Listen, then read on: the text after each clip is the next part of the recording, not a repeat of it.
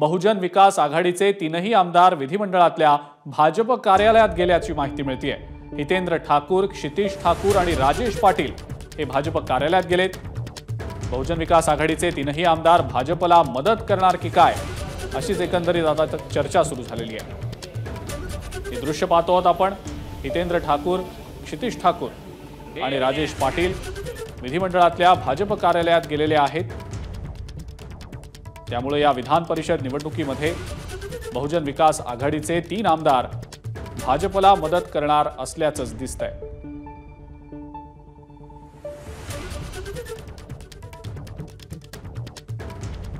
याआधी सुद्धा हितेंद्र ठाकूर यांच्या भाजपच्या नेत्यांसोबत भेटीगाठी झालेल्या होत्या आणि तेव्हाच कुणकुण लागलेली होती की कदाचित बहुजन विकास आघाडी भाजपला विधान परिषद निवडणुकीमध्ये मदत करणार की काय। अधिक अपडेट या संदर्भातली आपण जाणून घेऊया। सुशांत सावंत आपले प्रतिनिधी आपल्या सोबत आहेत सध्या। सुशांत, बहुजन विकास आघाडीची तीनही मतं भाजपच्या पारड्यात पडतील की काय अशीच सध्या चर्चा सुरू आहे, काय नेमकी माहिती?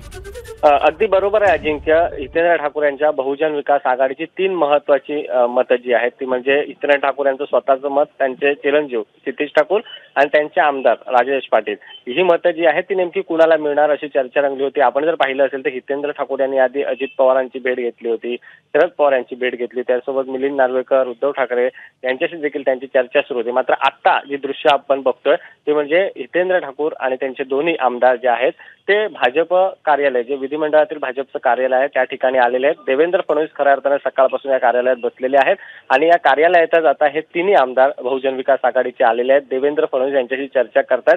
त्यामुळे कुठेतरी बहुजन विकास आघाडीची 3 मतं जी आहेत ती कुठेतरी आता भाजप अर्थात महायुतीच्या पारड्यात पडतायत की काय अशीच चर्चा रंगलेली आहे। आपण जर पाहिलं असेल तर 2 दिवसापूर्वीच देवेंद्र फडणवीस यांची त्यांनी भेट घेतली होती आणि खरं तर आपण बघितलं असेल तर पालकमंत्री रवींद्र चव्हाण यांची यामध्ये निर्णायक भूमिका आहे। कारण रवींद्र चव्हाण यांनी 2 दिवसापूर्वीच देवेंद्र फडणवीस यांची भेट करून दिली होती आणि त्यानंतर वसई विरार मधील बरोबर आहे। ठीक आहे, बघूया आपण की बहुजन विकास आघाडीची मतं नेमकी कोणाला मिळतात ते।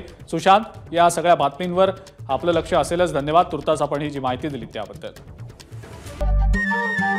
नमस्कार। मन सुद्धा तुझं ही वेगळ्याच प्रकारची मालिका तुम्हा सगळ्यांना खूप आवडली होती। याचा दुसरा सीझन कधी येणार अशी विचारणा झाली। प्रतीक्षा संपली आहे मित्रांनो, येतोय मन सुद्धा तुझाचा दुसरा सीझन। होई मन सुद्धा